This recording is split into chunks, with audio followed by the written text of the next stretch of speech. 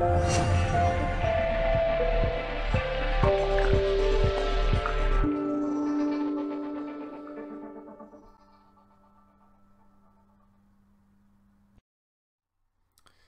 guys, thank you very much for tuning in and watching and listening to my hopefully quick presentation on why most people I come across as a personal trainer need to eat more and not less to lose weight. So most people need to eat more to weigh less. My name's Garrick Murdie and I'm a personal trainer, and I actually call myself a body transformation coach because that's what I specialize in, that's what I enjoy, because the people that I coach and come across on a daily basis, that's their goals as well. So the reason in my experience that most people join the gym is because they're trying to lose body fat, shape up or tone a specific part of the body. Very few people that I meet are actually training for a specific sport or fitness based regime. So misconception that most people have when they start a new regime is that they're relying quite a lot or they set themselves a goals via what the scales say. So a lot of people who join the gym or start a new regime, exercise regime, might say they want to lose 2 kilos, 4 kilos, a stone, 2 stone, whatever it is. However, when I ask people's goals, why they think they want to lose weight, is because they want to fit into a new pair of jeans, a dress, and more of a goal like that rather than scale say. So the only people who should be paying attention to their weight, in my opinion, are people like boxers and jockeys. So clothes are designed to fit your body shape, not your body weight. So who cares what the scales say? So what are your options? What can you do to lose weight? And what do most people do? You can eat less and you can exercise more. So if that were the case, my job would be easy. I just get all my clients to fast or run ultra marathons. And that's all they need to do. But clearly, it is quite as easy as that. So what I want to see if I can do today, I want to see if I can challenge your beliefs on weight loss. So the reason why a lot of people believe this is because they're still thinking that to lose weight, it's all about calories in versus calories out. So people think that if you need to lose weight, or they want to lose weight or body fat, that they need to eat less and exercise more. And that is not always the case.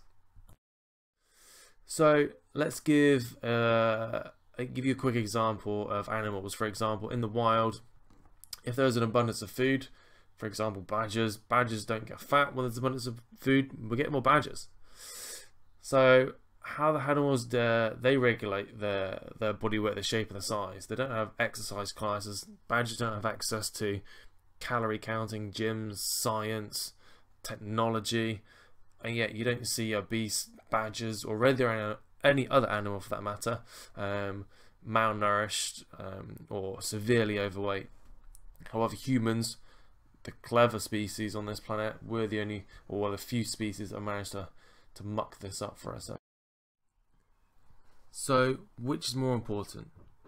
I would always argue nutrition is more important than exercise when regards to fat loss.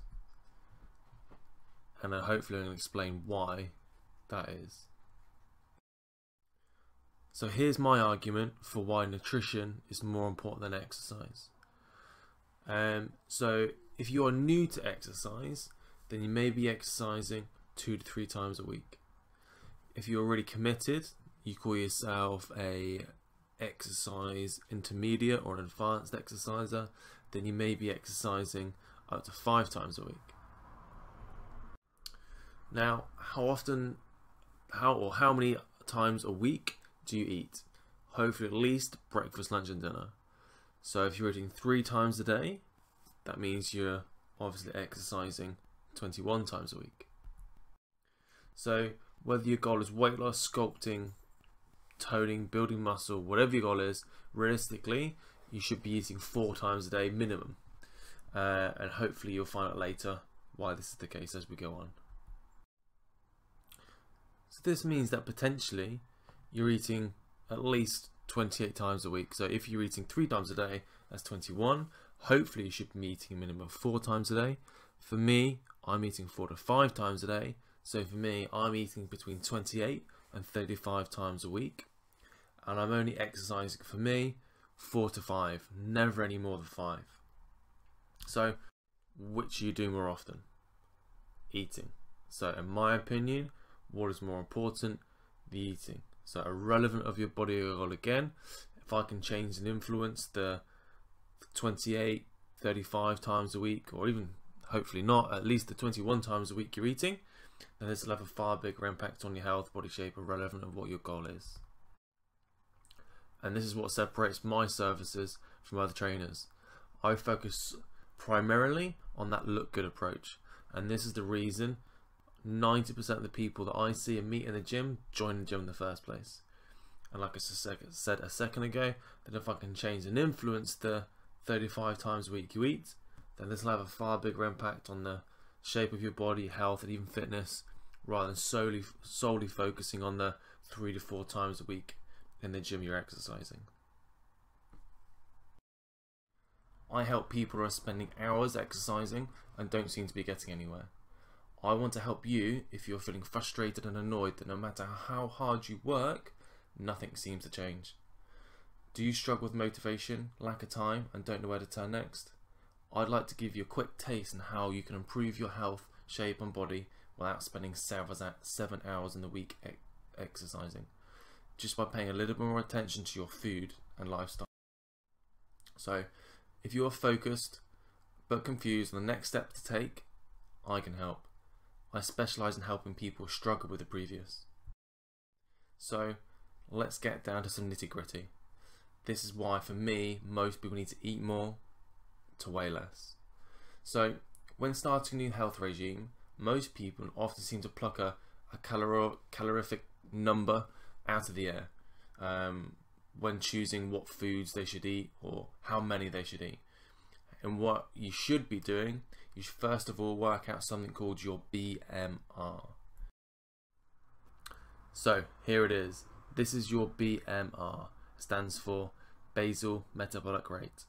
Now what this will do, this equation will help you, or it will tell you how many calories that you should be consuming every day. It's recommended that a typical female, if you consider yourself a typical female, if that exists, that you should be consuming 2,000 calories a day, and a typical male should be consuming 2,500 calories a day. But clearly, for me, it's quite obvious that nobody looks the same on the outside, therefore nobody works the same on the inside, and absolutely every single person works a completely different job, lifestyle, so their caloric intake should be different and individual. So this is the equation. So this is why a lot of people put a lot of stress on the body, because nobody has ever sat down and worked out how many calories their body needs in the first place for them to really work out how many calories they need to be deficient by.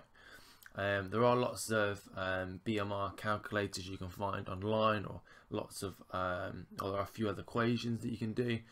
This just seems to be the one that I favour and I use the most, and I find it pretty good and pretty accurate for me and my clients.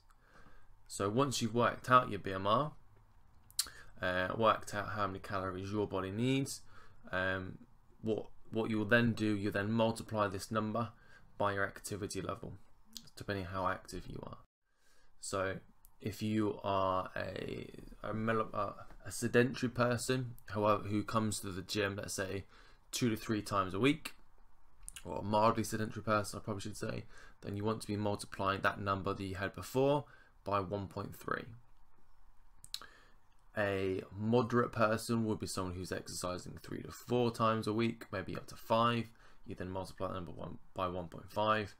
1.7 is for somebody who works a very labour intensive job, so a bricklayer or scaffolder, for example. and who was active as well in the gym. An extreme level 1.9. This is someone who is probably more likely to be an athlete. People who are training up to twice a day, really. So this is why you should never cut your calories to the extreme. So about 70% of the human's total energy expenditure is due to the basal life process within the organs of the body. So 70% of the energy you acquire is for life. So this is just for you to survive and just for you to tick over as a human being. So this is just you stuck the key in the ignition, turned the key, and you haven't even pulled away. So the most caloric thing, or where your body sends most of its calories, is towards your liver. So approximately 27% of your calories are going to go towards your liver, 19% towards your brain, your organs are going to take 19%, 18% towards your muscle, 10% towards your kidneys, and just 7% towards the heart. So here is the equation. Here's my BMR. So my BMR is 2021. So for me, without even moving, without doing any exercise at all, my body needs 2021 calories.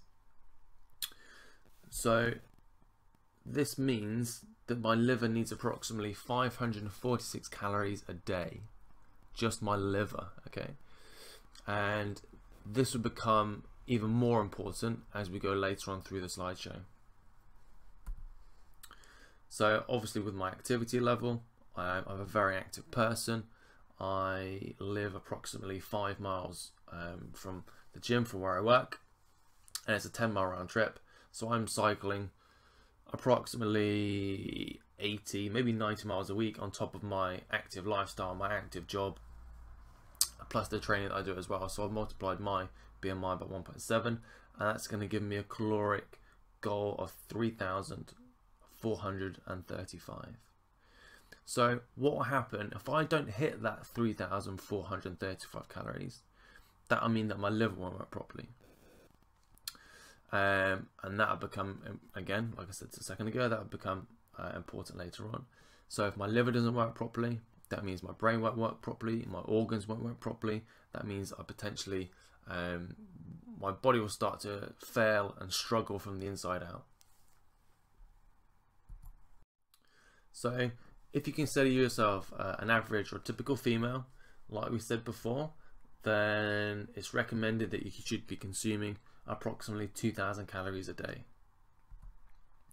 So it wouldn't be a bad idea, in my opinion, to break down those 2,000 calories into 4 meals. So that saves you having to eat a hell of a lot of calories for your last meal in the evening, or 8-9 o'clock before you go to bed. So if you're eating breakfast, lunch and dinner, like we just said, breaking them up to 500 calories would be a really good and really convenient way to do this. So let's say you're going to have a healthy breakfast. Now some people would call a healthy breakfast special case cereal and skimmed milk. This, if you were to have the special case cereal with skimmed milk, this would give you approximately 170 calories. So imagine now we had that 500 caloric goal for breakfast. So this will mean that even before you've left the house, your body's deficient by approximately 330 calories. So this is why, for me, it's no surprise by 10:30 that most people are hungry, tired, lethargic, grumpy, can't concentrate, because they haven't given their body the calories it needs at the moment. So this is why, again, a lot of people by that 10:30 need that extra cup of coffee. They crave that chocolate. They might be craving foods that are high in sugar to get them that sugar or caffeine fix to get them through to lunchtime. However, if you eat a breakfast with a bit more substance to it, and you gave your body the calories it wanted in the first place, then maybe you wouldn't be feeling as tired, grumpy, lethargic in the first place. So once you see and realise this, you will soon understand how ridiculous and dangerous some of these low calorie or fasting diets are, in my opinion anyway. So how detrimental and damaging the effects they can have on your health, by consciously or unconsciously eating low calorie for long periods of time.